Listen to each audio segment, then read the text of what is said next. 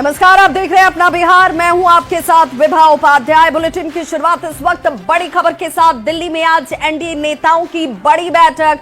JP Nadda के घर पर एनडीए नेताओं की ये बड़ी बैठक, जिसमें एनडीए में बेहतर तालमेल के लिए जेपी नड्डा के घर पर यह बैठक अपने आप में बहुत खास हो जाती है। बैठक में केंद्रीय गृह मंत्री अमित शाह मौजूद हैं। एनडीए के कई बड़े नेता इस बैठक में इस वक्त मौजूद, जिनमें ललन सिंह, जीतन राम मांझी और उपेंद्र कुशवाहा भी शामिल बताए जा रहे हैं। केंद्रीय गृह मंत्री अमित शाह की मौजूदगी और इस बैठक में कैसे एनडीए नेताओं के बीच तालमेल और एनडीए के तमाम जो घटक दल के नेता हैं, उन लोगों के बीच ये तालमेल जो है आगामी चुनाव के मद्देनजर अपने आप में खास हो जाती है।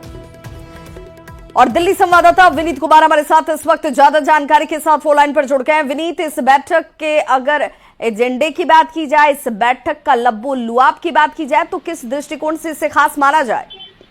विवाह निश्चित तौर पर मैं आपको बताना चाहूंगा कि एक गठबंधन की एक अपनी धर्म होता है और इसी गठबंधन धर्म के तहत जो है यह एनडीए नेताओं की बैठक जो है वो बुलाई गई है। बीजेपी की जब हमने कुछ नेताओं से बात की थी, उनका साफ तौर पर कहना था कि एक कोऑर्डिनेशन की बैठक है जिसमें सभी गठबंधन को जो है वो बुलाया गया है। बीजेपी नेता लगातार ये कहते रहे थे कि 2014 में जब बीजेपी अपने दम पे सरकार बनाने की स्थिति में थी, या फिर 2019 में उससे भी अधिक संख्या में केंद्र में अपने दम पे सरकार बनाने की स्थिति में थे, उस वक्त भी उन्होंने अपने गठबंधन के सभी सहयोगियों को साथ रखा था। और इस बार भी इसी कड़ी में जो है वो भी अपने गठबंधन के साथ जो है वो चल रही है। और गठबंधन में के सभी सहयोगियों के साथ समय समय पर वार्ता हो, बातचीत हो, उनकी जो मांगे हो या फिर उनकी जो समस्याएं हो, इस पर जो चर्चा हो, उसको लेकर के यह बैठक जो है वो चल रही है। अगर हम बिहार की बात करें तो ये बिहार से जीतन राम मांझी जो है वो आए हुए हैं। साथ ही साथ यहाँ पर अगर हम बात करें ललन सिंह जो है वो भी मौजूद है। तो साफ तौर पर यहाँ पर तमाम एनडीए के घटक दल जो है वो यहाँ पर मौजूद है।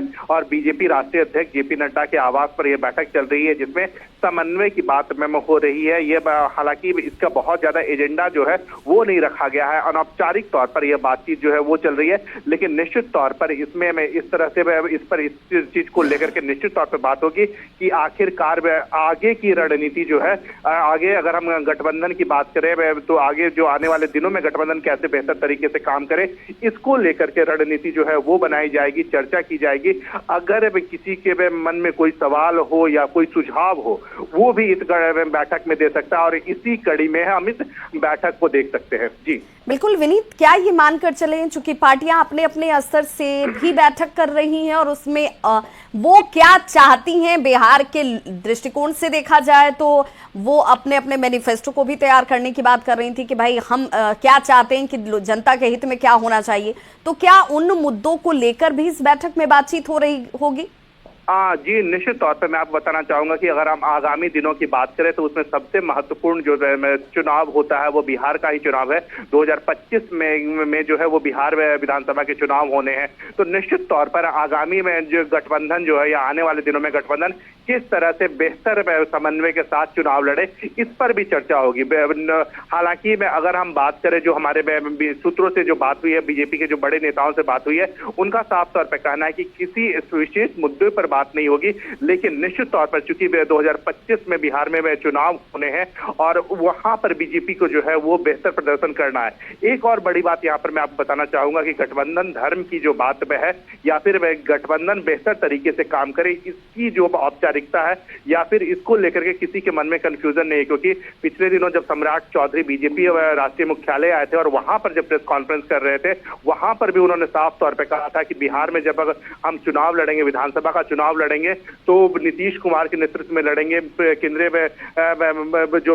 के जो प्रधानमंत्री है बीजेपी के नरेंद्र मोदी, उनके नेतृत्व में चुनाव लड़ेंगे। तो साफ तौर पर इस चीज को लेकर के, गठबंधन को लेकर के कोई कंफ्यूजन नहीं है कि नेतृत्व कौन करेगा। बिल्कुल, और इन बैठकों के जरिए ये बार बार मैसेज देने का प्रयास भी विनीत किया जा रहा है कि भाई गठबंधन एकजुट है, कहीं कोई दिक्कत नहीं है और आपसी तालमेल कैसे बेहतर और हो, उसे लेकर इस बैठक के जरिए भी चर्चा होती हुई। बहुत बहुत शुक्रिया विनीत।